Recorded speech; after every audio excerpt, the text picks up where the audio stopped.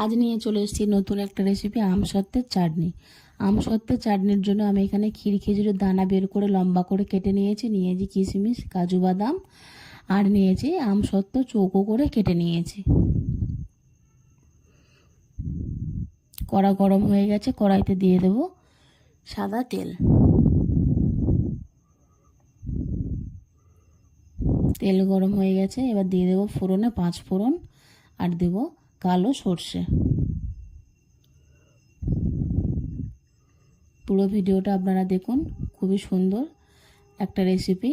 বাড়িতে এইভাবে আপনারা বাড়িতে তৈরি করে খান। দিয়ে দেবো কেটে রাখা আমসত্ত্ব, ক্ষীর খেজুর, কাজু, কিশমিশ সবগুলো একসাথে আমি দিয়ে দেব।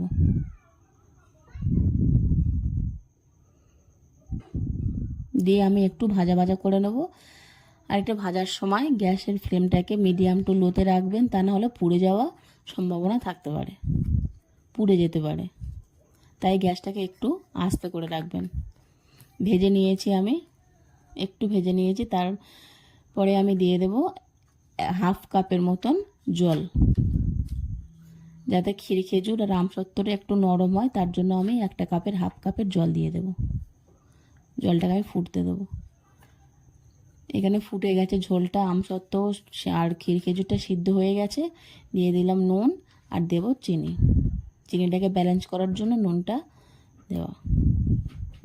দেখুন, অনুষ্ঠান বাড়ির মতন আমসত্ত্বের চাটনি তৈরি হয়ে গেছে। আপনারা চটপট বাড়িতে তৈরি করে ফেলুন। এইভাবেই খেতে খুবই সুস্বাদু একটা রেসিপি। আর আমসত্ত্বের চাটনি তো সবারই প্রিয়।